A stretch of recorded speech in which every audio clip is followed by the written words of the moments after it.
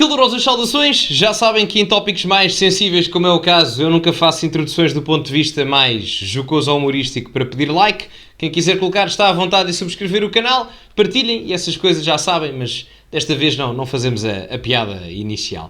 Bom, em todo o caso, meus amigos, hoje, eu creio que foi hoje mesmo, dependendo da altura em que isto foi capturado, mas eu creio que é mesmo no período de hoje, uma jornalista da SIC estava a relatar o que está a acontecer neste momento em Kiev. Para quem não sabe, a Rússia bombardeou um hospital pediátrico no dia de hoje, creio também, na Ucrânia, e uma jornalista da SIC ia sendo atingida por uma das bombas. Vamos ver o que é que se passou e que implicações do ponto de vista geopolítico é que isto pode ter também, até porque a NATO reúne de emergência amanhã. Vamos ouvir. Vindos, a ofensiva da Rússia na Ucrânia resultou esta manhã num novo e dramático momento de crueldade. Um hospital pediátrico foi bombardeado em Kiev numa ofensiva em larga escala.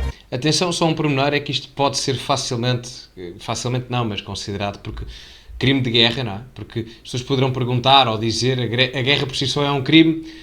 Bom, nem, mais ou menos nem por isso, não é? Mas os crimes de guerra, porque a guerra tem um sítio e um local para acontecer e esse local não é onde existem civis. Portanto, neste ponto de vista, nem vou sequer à questão moral e ética, porque acho que isso parece-me, obviamente, condenável por todos. Estou mesmo só a ir pela questão de condenação a nível, por exemplo, de um Tribunal Penal Internacional, que a Rússia não faz parte e, portanto, não poderia ser condenada, mas é apenas a jeito de exemplo. Contra várias cidades ucranianas. As primeiras imagens foram partilhadas na rede Telegram pelo presidente ucraniano Volodymyr Zelensky. O vídeo mostra os estragos provocados pelos mísseis russos no maior hospital pediátrico do país, em Kiev. O ataque, em plena luz do dia, fez ruir uma parte do edifício e provocou um incêndio. As equipas de socorro e... Só uma parte, se tiver que censurar algumas das imagens, já sabem qual é a razão, não se podem mostrar e etc, essas coisas. Dezenas de civis trabalham em contrarrelógio para encontrar sobreviventes debaixo dos escombros. O número de mortos e feridos não para de aumentar.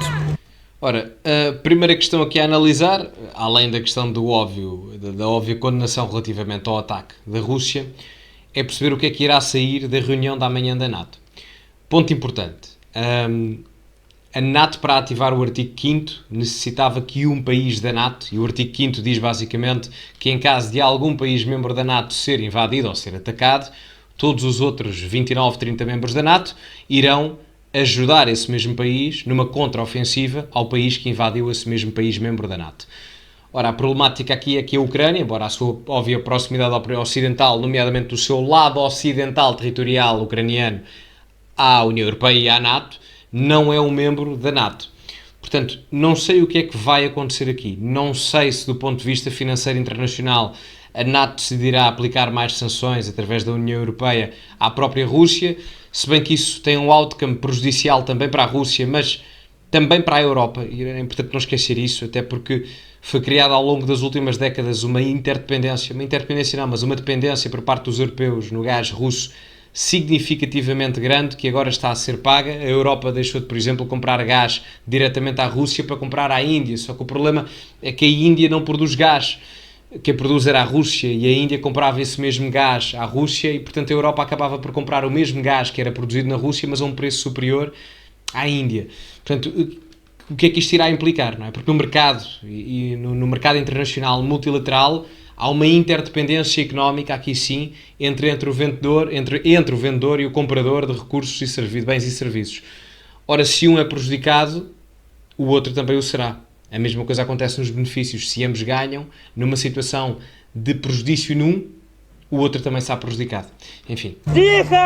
Este foi um dos maiores ataques contra a capital desde que começou a ofensiva russa em fevereiro de 2022. A Comissão Europeia acusa a Rússia de quebrar demasiadas vezes as leis da guerra. Exato. E considera que atingir um hospital pediátrico é para lá de cruel. Ao final da manhã, as sirenes voltaram a ouvir-se em Kiev, dando indicação às pessoas para recolherem aos abrigos. É que eu só queria dar uma nota, porque a guerra sempre existiu, sempre vai existir, não querendo normalizá-la, não é isso que eu estou a dizer que acontece, infelizmente. Mas o ponto que aqui feito é na questão dos crimes de guerra, porque as guerras têm um espaço geográfico e territorial para acontecer, não no meio dos civis. E ainda para mais, se eu não estou em erro, verifiquem por favor a informação, o hospital pediátrico, ou seja, um hospital de crianças, que foi atingido, tinha ainda a agravante de ser um hospital, se não mesmo dos maiores do país, onde os tratamentos oncológicos, tratamentos a crianças com cancro existia. Portanto, tem essa agravante. Não é? Estamos a falar de uma situação completamente desumana. Correspondente da SIC, Irina Chev, estava em reportagem.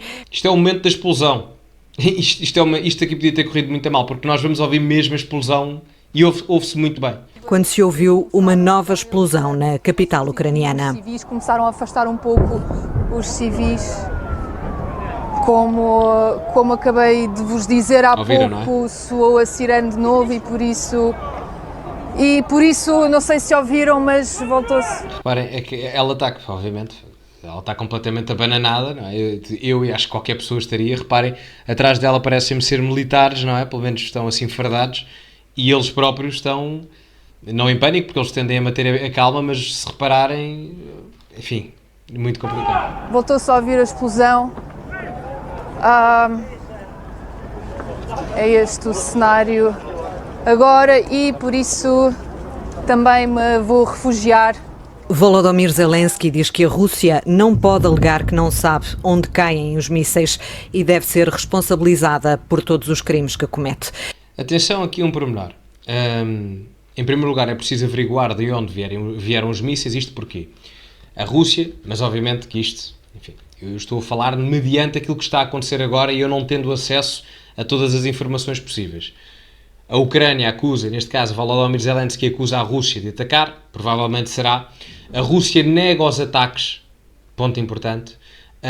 Não sabemos se isso acontecerá ou não, porque, ou se isso aconteceu ou não, pelo menos até agora, se me perguntarem o que é que eu acho que é provável, parece-me que sim, tenha sido a ofensiva russa, não sei, mas vamos ver, mas parece-me que sim, até porque também tinha acontecido a mesma narrativa, não sei se recordam quando houve as explosões há uns meses atrás na Rússia e que depois se pensava que tinha sido um ataque ucraniano inicialmente, mas depois foi proclamado pelo Estado Islâmico. Portanto, a mesma coisa pode acontecer aqui, embora eu tenha as dúvidas que vos referi, porque a Rússia, no caso, é o país invasor na situação em questão.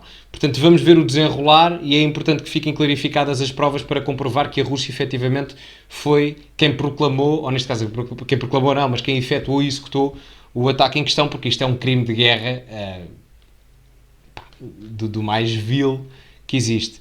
E isto não abona muito a favor do próprio Vladimir Putin, até porque as últimas reuniões internacionais que ele teve com o líder da Coreia do Norte, o Kim Jong-un, as próprias inclusões de países mais ditatoriais, como a Arábia Saudita e o próprio Irão, nos BRICS, as negociações entre os mesmos, não abona muito a favor daquilo que é uma imagem mediática mais tranquila, diria eu, ao Putin e à Rússia, mas enfim. Este foi um dos maiores ataques contra a capital ucraniana desde que começou a ofensiva russa em fevereiro de 2022.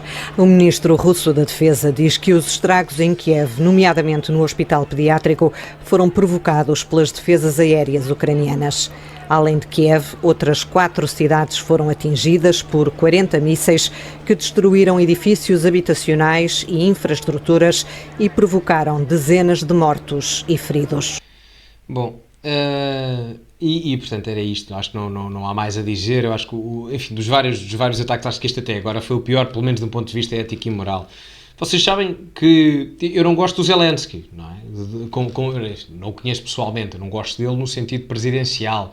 Acho que ele é um mau presidente, acho que ele não tem conhecimento geopolítico suficiente para liderar um país na guerra. Não é por ser a Ucrânia ou outro país qualquer, é mesmo de um ponto de vista de qualidade governamental, porque reparem, de um lado vocês têm o Vladimir Putin, que pode ter os defeitos todos que tem e tem, mas a verdade é que era um ex-espião do KGB, do grupo de serviços secretos russos da União Soviética na altura, e do outro temos o Volodymyr Zelensky, que é um comediante. Ou seja, aqui a questão do certo e o errado não se põe. Há um lado que é invadir e há um lado que é invasor, não é? Não é essa a questão.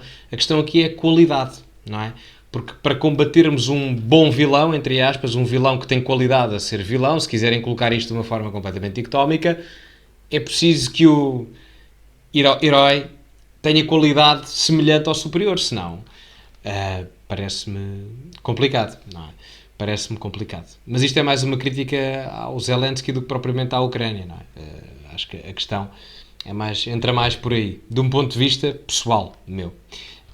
Mas enfim, meus amigos, portanto a análise está feita, ato horrendo completamente, isto já advém naquilo, se foi mesmo efetivamente a Rússia, vamos esperar pelas averiguações oficiais, mas em todo o caso tudo indica que sim. E portanto, eu já abordei tudo, digam-me agora vocês nos comentários o que acham, metam like no vídeo, subscrevam o canal, partilhem, e ficamos por aqui. Usem o código Sousa10 na Prozis, segundo link da descrição, e como é habitual, acima de tudo, cultivem-se, e até à próxima.